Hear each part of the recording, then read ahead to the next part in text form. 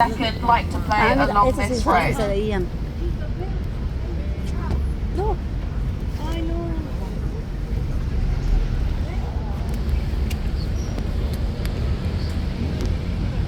Pall Mall was also the first street to be lit up by gas lamps.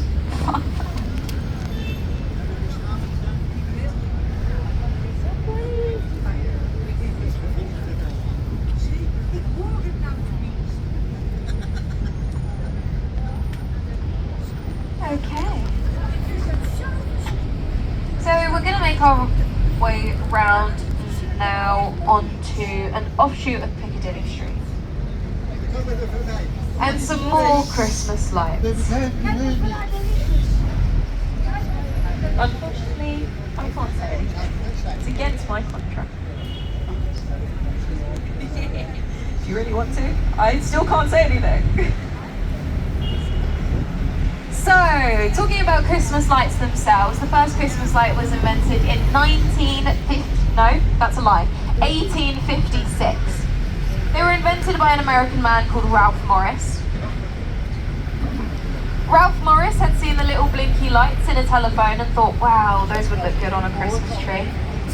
So he took them out, put them on strings and wrapped them out around his tree, and he was right. Look at those, Mom. Look at that.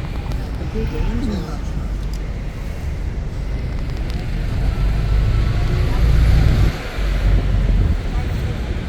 We're going to make our way up to Piccadilly Circus now.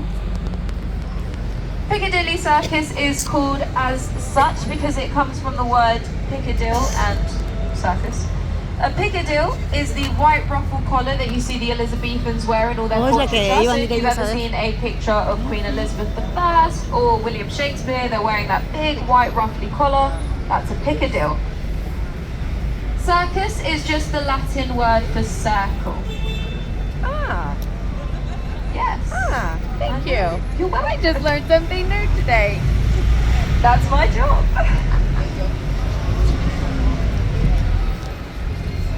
Yeah. Mom. Piccadilly Circus is the busiest driven circus, so it's busiest for cars. Oxford Circus, which we will see later, is busiest for pedestrians. You can just, I don't know what, I'm sorry, I've just been taken aback by Tonight No Poetry Will Serve, which was not there earlier, and I don't know what it's for, so I'll have to look that up later. What I wanted to say is that those screens were first put there in 1907, and they're actually advertisement screens. But what that is, and I will try and find out when we're back in Piccadilly Circus later. Oh, we are now moving down Piccadilly Street proper.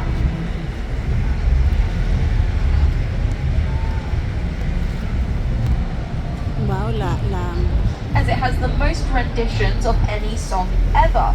Over 700 versions of A Christmas Carol have been recorded. Not A Christmas Carol, A Silent Night. It is a Christmas Carol, it's called A Silent Night. Coming up to our left, we have Fortnum and Mason. Fortnum and Mason is a very famous tea company. It is also the store where the royal family buy their Christmas hampers for their staff every year. Coming up to our right, we have Burlington Arcade. Burlington Arcade is a little shopping street. It's special though because it is guarded by guys called Beadles who wear top hats and silly little capes. Beadle, Bond Street light by the way, to our right, you're still looking. Dancing, chewing gum, eating, opening an umbrella or doing anything fun whatsoever on Burlington Arcade.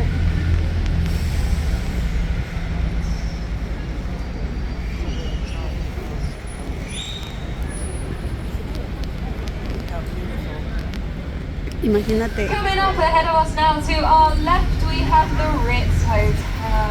Aquí. The Ritz Hotel, arguably more famous than the Savoy. It was established by Caesar Ritz, a hotelier, a Swiss hotelier. And it is most known for its afternoon tea. In order to book afternoon tea at the Ritz Hotel, you have to go about 3 months in advance. It is also £75 per person. which is very expensive.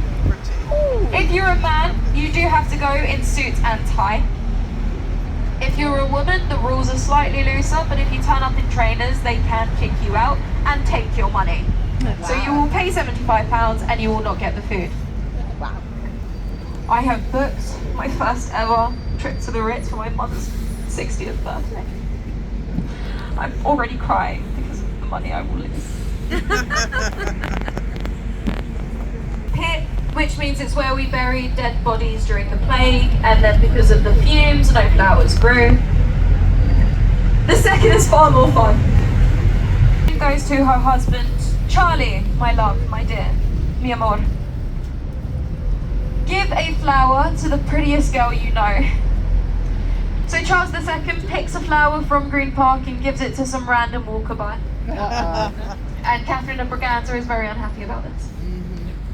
And she declares no. This is this big arch here, made in memoriam and commemoration of the victory of the Battle of Waterloo. Up top you can just about spot that statue there, that's the Quadriga. The Quadriga is the Angel of Victory, and she is driving a carriage with 4 horses. Apparently, 4 grown men can sit in the belly of one of the horses and have some tea, which is quite a strange analogy. To our right, that wall there, that's a memorial for the men of Australia who fought during the World Wars. As Australia is part of the Commonwealth, they weren't really given any choice when it came to fighting in the wars. They were essentially owned by the British. To our left, we have the most expensive hotel in London, £2,000 per night if you're looking to stay. I think it's the Langston, but you can't quote me. To our left again, we have Apsley House. This is owned by the current Duke of Wellington, not the same one that won the Battle of Waterloo. He died like 200 years ago. This is owned by the current one, who is very rich and very single, for any ladies who are interested. Very single. The Duke of Wellington does own that house, but he rents it out as a museum because he has maybe 5 other flats in London. Still to our left, we have the Queen Mother's Gates. Those were put there in honour of the Queen Mother's 90th birthday. And to our left again, we have the statue of Achilles. Achilles, the Greek hero in the Iliad. It was the first ever statue in London to be naked. The ladies of London were not very happy when it was put up and petitioned to have a fig leaf to cover up his bits. The petition fell through and he's still naked. We are now moving down Park Lane. Park Lane is called as such because it is the lane beside Hyde Park. Hyde Park is the largest of the royal parks.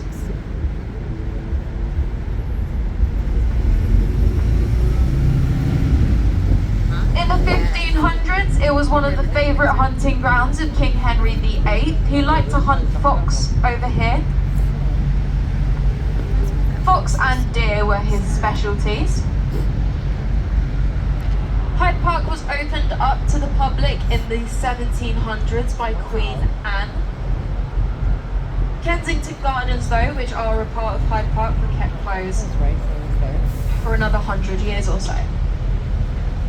Hyde Park every year is home to Winter Wonderland, that lovely array of lights and smells. Winter Wonderland, we always advise that you book in advance and you online and you book off-peak times. This is because Winter Wonderland is very expensive. Once you get into Winter Wonderland, it's also very expensive. So make sure you have more than enough money to waste. The fun thing about Winter Wonderland is that it's essentially flat pack furniture. What I mean by that is that most of it is built in Germany.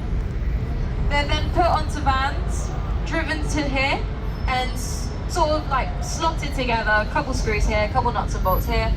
Boom, Winter Wonderland. The same thing is done just in reverse when Winter Wonderland season is over, which is about early January time. They're put back on their vans and they're driven back to Germany.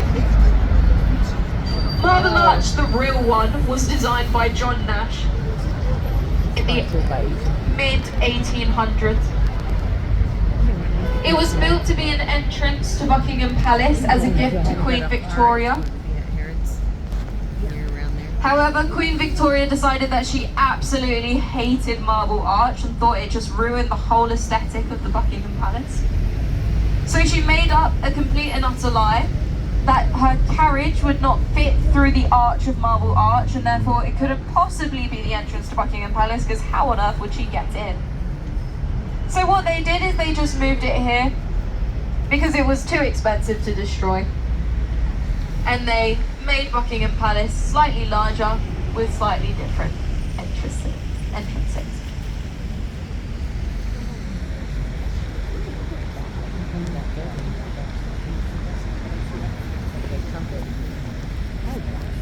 So, just keep that in mind.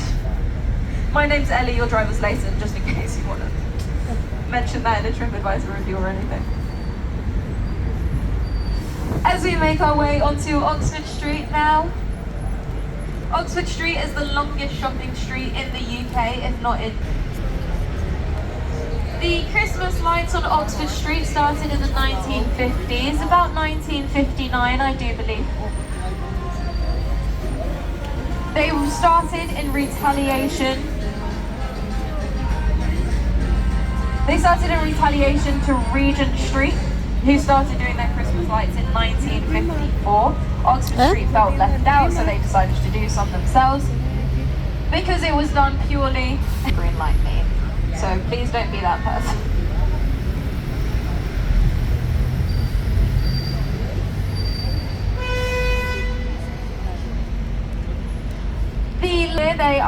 They have partnered with a charity called Starlight, and you can sponsor a star. Essentially what this means is if you go onto these Starlights... Oh gosh. Okay. Where are we going to go? Into the back of the bus? O sea que toda esta zona es Essentially what this Waterloo. means is if you go onto the Starlight website, you can Porque ese sponsor camión a dice star Waterloo. and you can give money to a child who is spending their Christmas in hospital.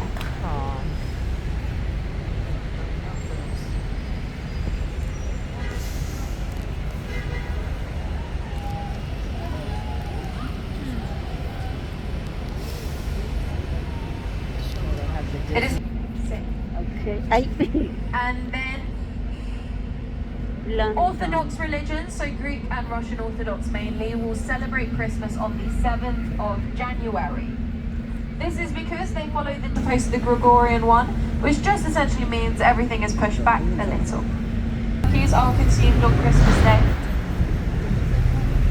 But in some other countries, you'll be eating,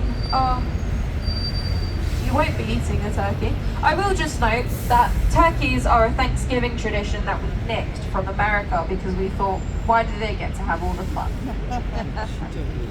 Before it was used in Christmas food, the UK just didn't eat turkey.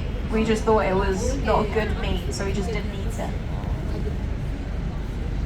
But if you're in countries sort of like Greece, you'd probably be eating pork. If you're in Sicily, my Sicilian friend told me this 3 days ago, he eats goat.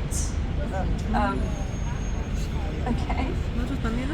Some countries hold a fast around the Christmas period, so they can't eat meat, instead they eat fish. And in Japan, they have KFC on Christmas Day. I know. Yeah. It's because they don't celebrate Christmas the way that Western countries do. And therefore, they just have KFC instead. It is the busiest day for KFC in Japan of the whole year. That building you can see to our left there, that is Selfridges.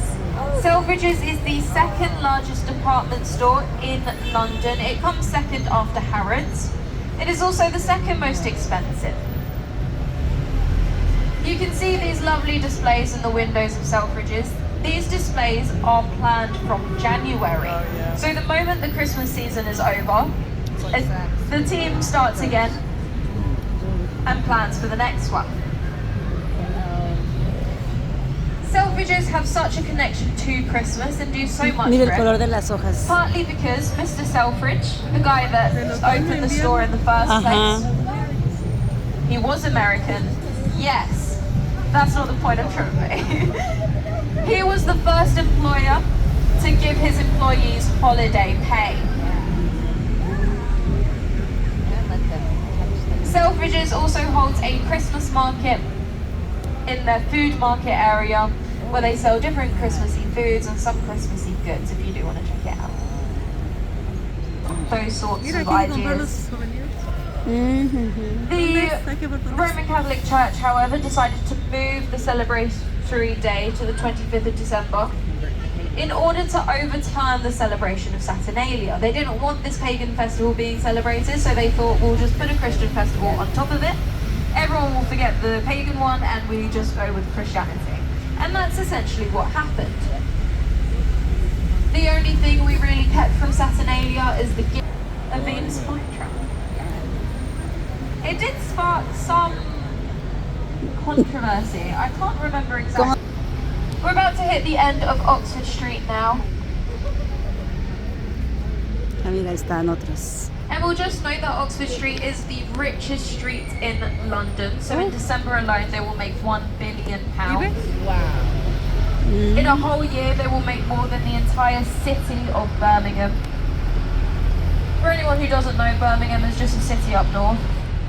Nothing fun about it, really.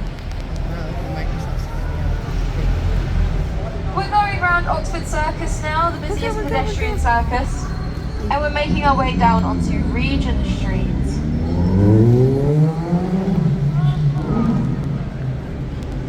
So Regent Street started doing their Christmas lights first, starting in 1954. Regent Street itself was designed by the same guy who designed Marble Arch.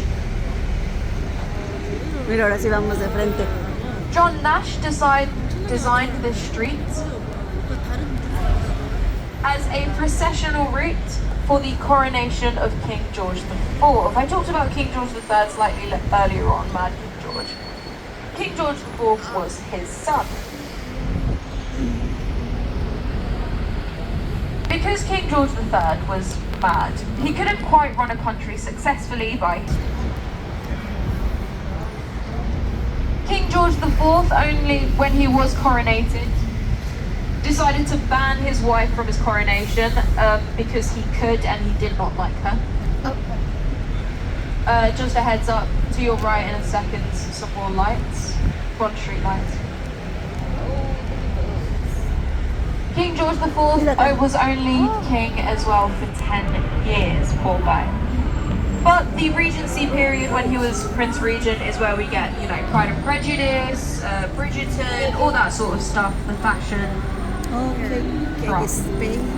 To our left here, we have Hamleys. Hamleys is the largest, because they thought they could see them. And you think, oh, how would you see these creatures of the night?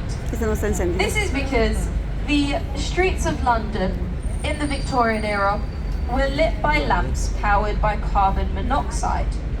For anyone who knows, carbon monoxide is a poisonous gas, and if inhaled too often, you hallucinate. So they'd be walking around, they'd be inhaling carbon monoxide, they would be hallucinating and thinking they saw a ghost in their window. Charles Dickens was one of these people. He hallucinated. There is also a Wonka advert, and the Wonka premiere happened tonight at the Royal Festival Hall, which was right next to where we started off this tour. Piccadilly Circus is also home to the Shaftesbury Fountain, which is that little statue that you can see just slightly to the right ahead of us. The one with the winged guy on top. He might look like Cupid, but he is not Cupid. He is actually Anteros. Anteros is the... Ooh, that doesn't look good. Anteros is the brother of Eros, the Greek version of Cupid, and Anteros is the god of Christian charity. That statue is the first ever statue in the world to be made purely of aluminium. That's also a dance circle. Just ahead of us there we have Leicester Square, the film central of, the film centre, sorry. Haymarket. Haymarket is called such because it used to be a market for hay, if you could believe it. It also housed other things sort of, to do with horses, like fodder, food, that sort of stuff. This is because until the 1900s, London was almost entirely run by horses. However, this did cause a lot of horse. Just ahead of us, we have Trafalgar Square Market. Trafalgar Square Market is a Christmas market. The first ever Christmas market was invented in Germany in the 1400s. The idea came to London in the 1600s when King Charles II started doing frost fairs. Frost fairs happened when the Thames froze over, and different. Tell me if it reminds you of anything.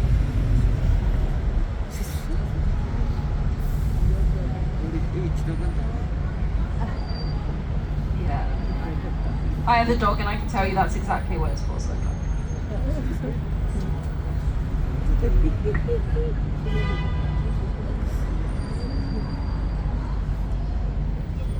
Treason. Now, high treason is treason against the king. So he was executed for going against himself, which is impossible. But that's what Parliament decided he was guilty of. This is because for 11 years he refused to call Parliament into sitting. So the king or the queen has to call Parliament to sit, and then they can dissolve Parliament when they want. Now they don't do it as much because it'd be seen as dictatorial. Charles did it and he was killed, so I don't think now Charles is even going to try. So after King Charles I,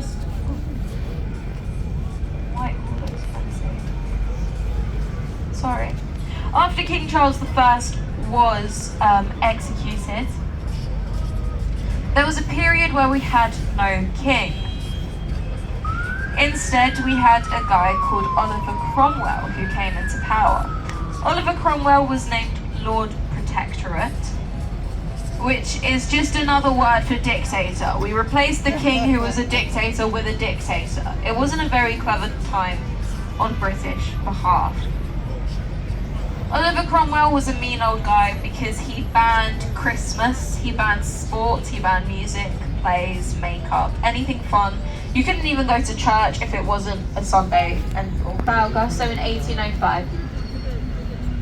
His body was placed into a barrel of rum in order to preserve it for the journey home. Trafalgar is quite far from London. And his body was brought back to Trafalgar Square, so just down there, there is a building. In 2018, that was years ago now, £1.6 billion was spent on Christmas in the UK. The average American spends roughly $700 on Christmas gifts and goodies. That would be more now considering inflation. A little bit more, but yeah.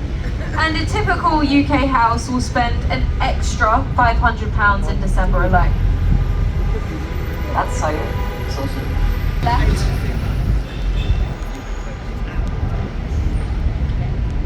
We have Covent Garden. Covent Garden is a small little market sort of place.